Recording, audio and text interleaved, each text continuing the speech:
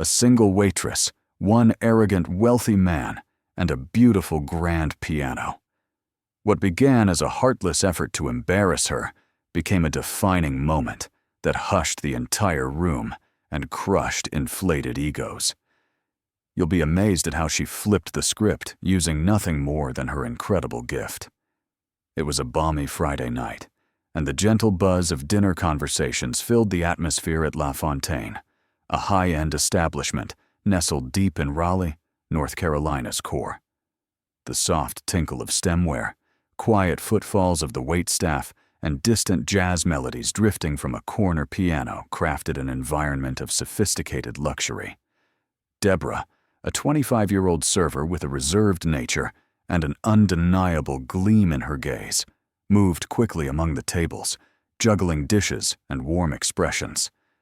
To most guests, she appeared as just another uniformed employee, yet beneath the surface, she harbored aspirations far grander than the opulent dining space surrounding her. Deborah's true calling wasn't waiting tables, it was creating music. From childhood onward, the piano had served as her sanctuary, a space where she could channel every happiness, every heartache, and every silent emotion. However, passion doesn't cover living expenses. Pulling lengthy shifts at La Fontaine was essential, a bridge toward the music academy she yearned to join. Only a handful knew of her abilities, aside from the restaurant team, who sometimes noticed her sneaking precious moments at the weathered upright piano in the storage area during her breaks.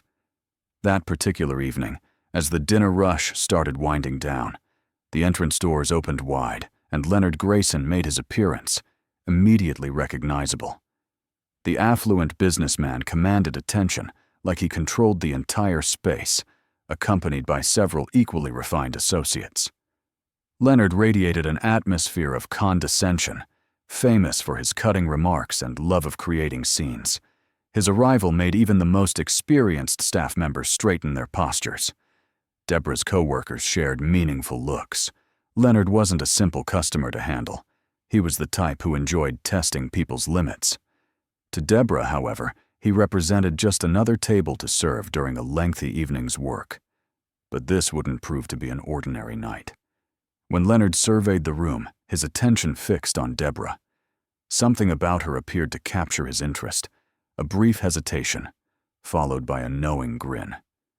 Deborah sensed the intensity of his stare, but dismissed it, concentrating instead on topping off water and collecting dishes. Yet Leonard hadn't finished with her. He'd already chosen her as his evening's amusement.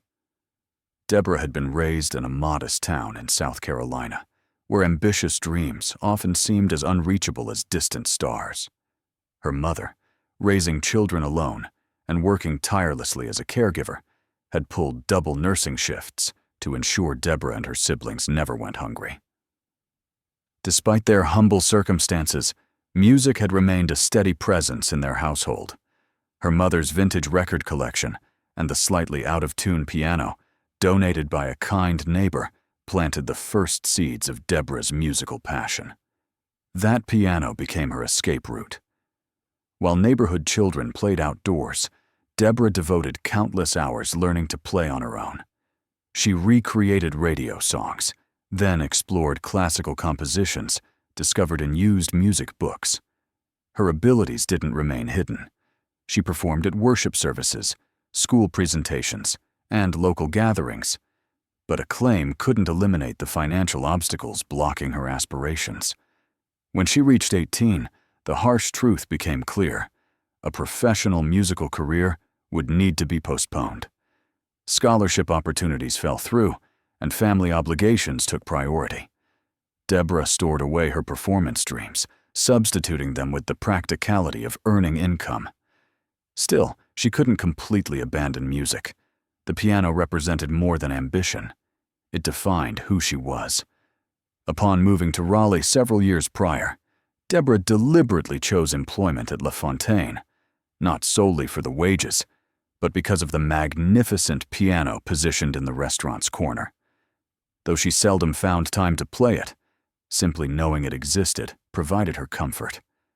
Music hadn't abandoned her. It was merely waiting, That evening, as Leonard and his group settled at their table, Deborah approached with a tray, maintaining her practiced poise. Leonard requested premium whiskey and made a comment loud enough for surrounding tables to overhear. Deborah responded with a courteous smile while recording their orders, her voice remaining steady despite the peculiar energy emanating from him. "Deborah, right?" Leonard remarked, glancing at her name badge. "Sounds like someone harboring plenty of secret talents." The observation startled her, but she nodded respectfully and moved away to submit their requests. She missed the conspiratorial smile he exchanged with his companions, nor how his eyes tracked her every movement. Leonard wasn't merely watching, he was scheming, and Deborah would soon become the centerpiece of a display she never sought. The evening progressed like any other, with laughter and cutlery sounds filling the space. Deborah maintained her steady rhythm, dodging Leonard's gaze while navigating between tables. She'd handled challenging patrons previously, but something about him felt distinct, not simply rude, but deliberate. His presence hung like a dark cloud, creating unease she couldn't entirely dismiss. By the time appetizers arrived, Leonard had begun his show, though not the type Deborah anticipated. He dominated conversation at his table, loudly sharing success stories while inserting criticisms about people lacking drive. His group laughed obediently, while other guests cast irritated glances toward them. Deborah attempted to stay concentrated on her duties, but when she returned to their table carrying wine, Leonard surprised her. "Tell me, Deborah," he said, his voice cutting through surrounding noise. "What occupies your time when you're not carrying dishes? Surely an attractive young woman like yourself has ambitions." His words stopped her mid-pour.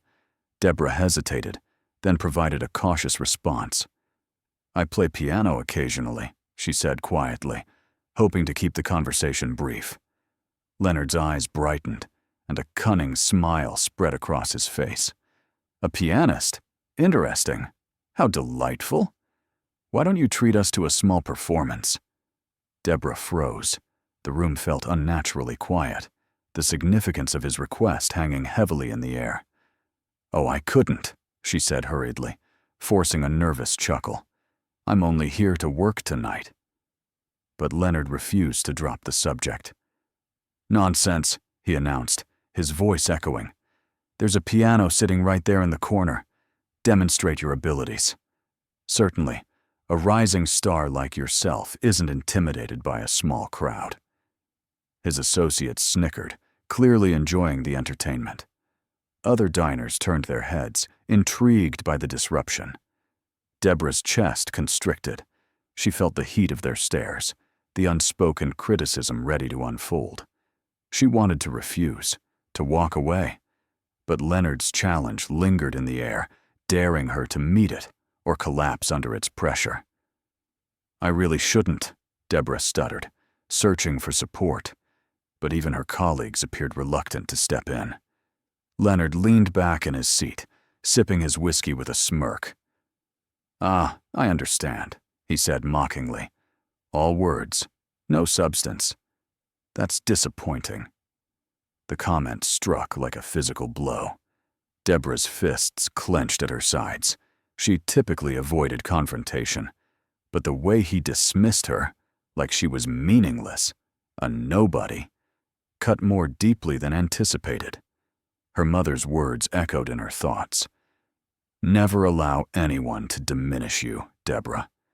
You're greater than they'll ever realize." A moment of silence stretched between them.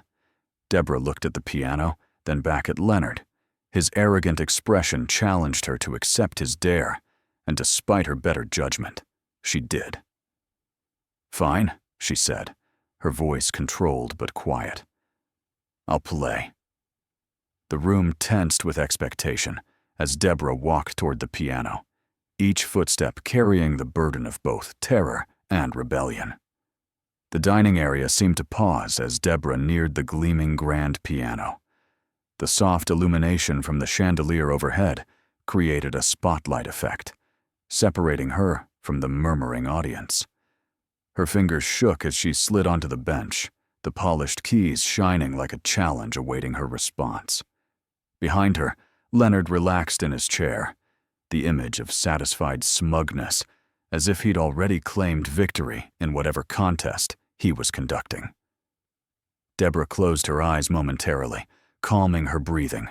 Her heart beat so loudly she could barely concentrate. This wasn't the church recitals or intimate community events she'd once known. This was different. This was hostile. But there was no retreating now.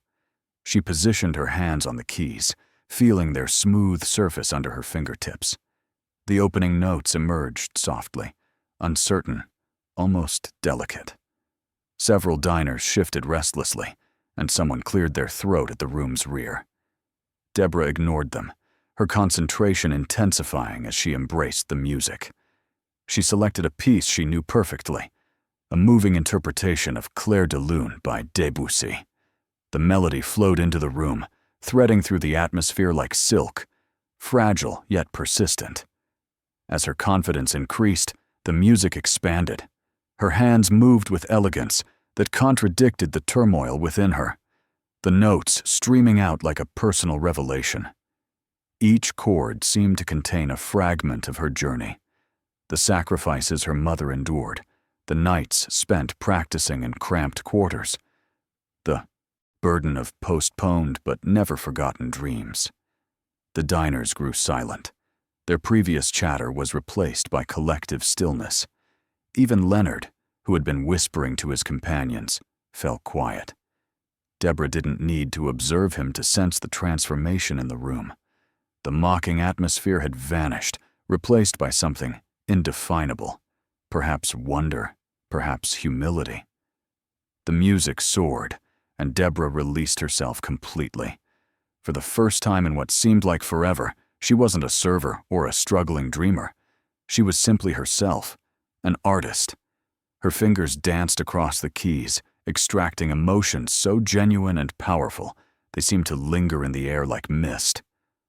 When she played the final chord, the room remained absolutely still.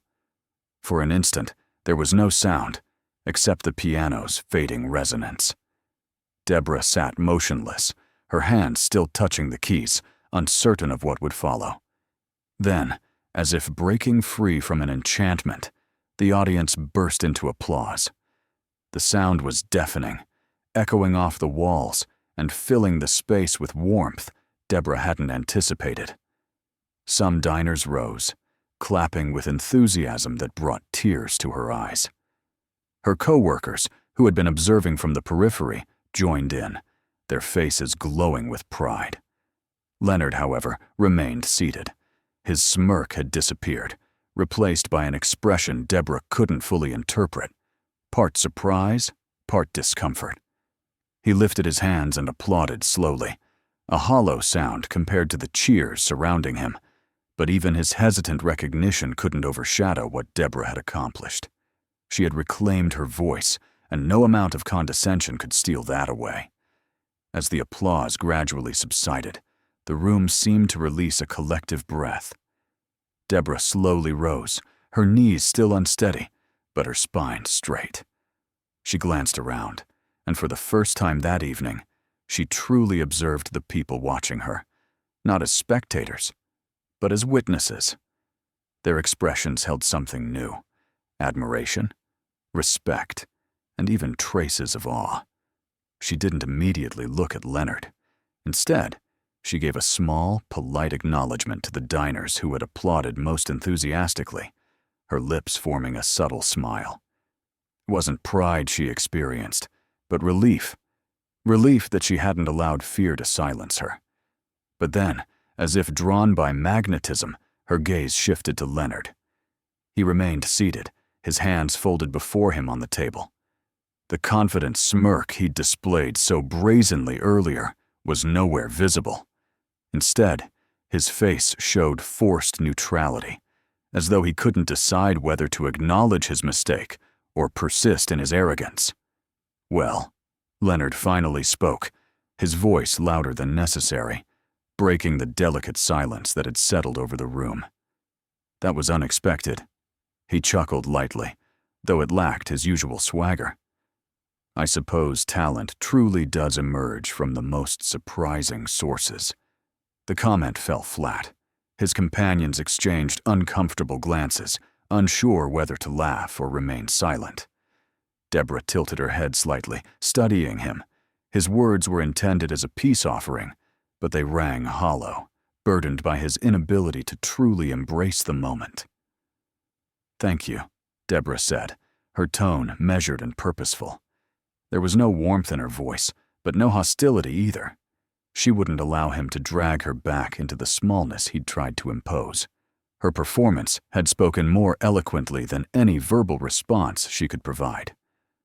Leonard cleared his throat, obviously uncomfortable under the weight of the room's collective attention. He gestured toward the server for another drink, a weak attempt to regain his composure.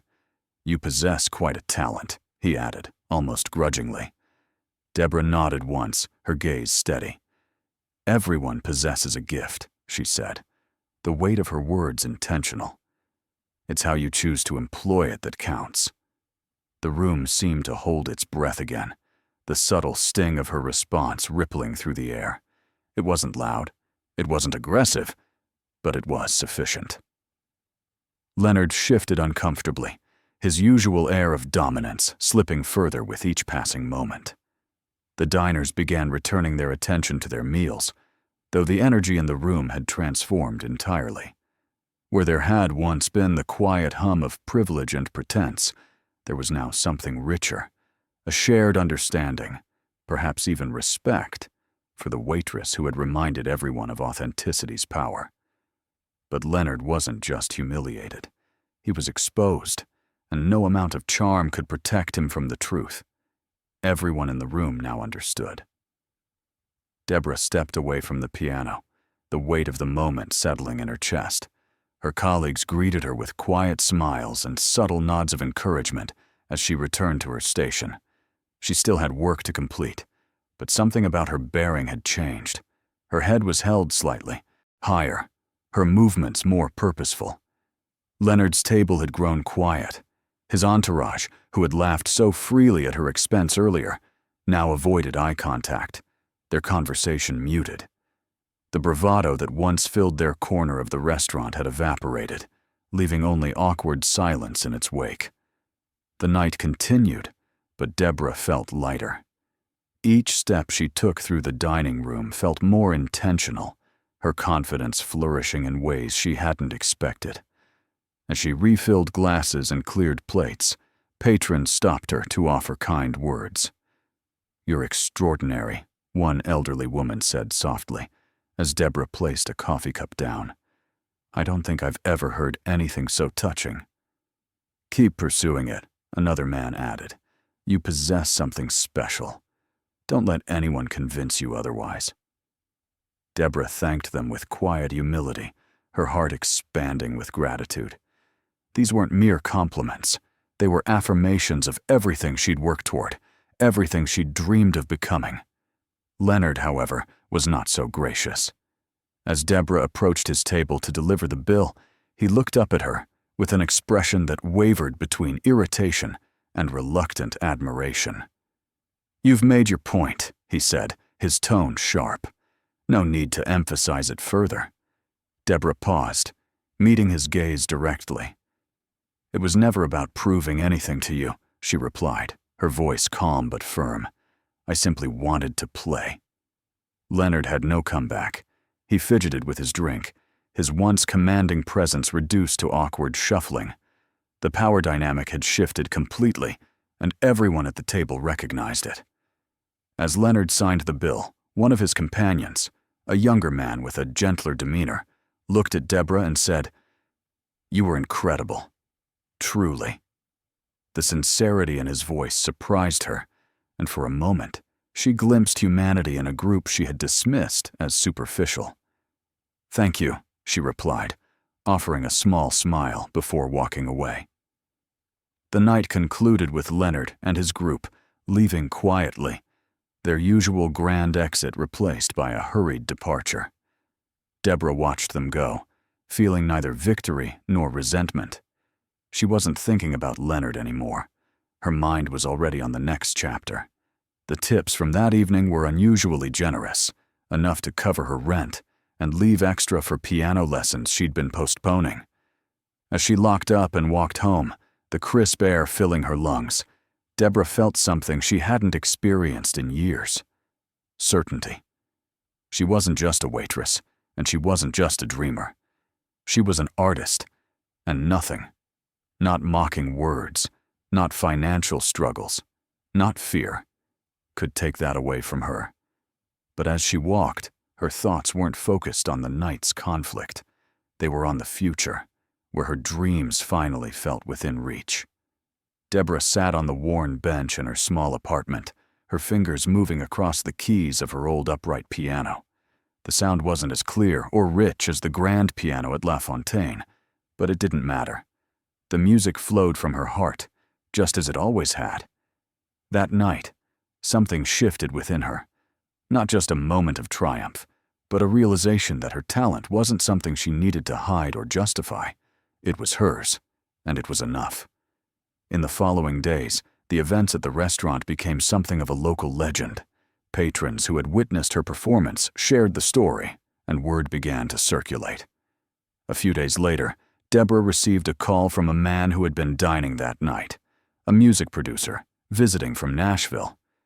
He wasn't offering fame or fortune, but a chance to record a demo, a step towards something she had only dared to imagine. Deborah accepted, not because she believed it would transform her life overnight, but because it felt like a door opening, one she wasn't afraid to walk through. For years, she had let fear and doubt whisper lies into her mind, telling her she wasn't enough, that her dreams were too ambitious. But now she saw the truth. Resilience and authenticity were her greatest assets. The incident with Leonard Grayson wasn't just a humiliating spectacle turned victory. It was a reminder of integrity's power. Leonard, for all his wealth and bravado, possessed nothing that could diminish her. He represented every voice of doubt she had ever faced, and she silenced him with nothing but the purity of her craft. To anyone watching her story, Deborah's message was clear. Never let someone else determine your value. The world is full of Leonard Graysons, people who project their insecurities onto others to feel powerful. But true power comes from staying grounded in who you are and letting your passion speak louder than their ridicule. As she closed the piano lid and rested her hands on the weathered wood, Deborah smiled. Her journey was far from complete, but for the first time, it felt like it had truly begun. What about you? What dream have you been suppressing because of fear or doubt? Don't wait for someone like Leonard to test you. Take your step forward now. If Deborah's story inspired you, subscribe for more stories of resilience and triumph. Your story could be next.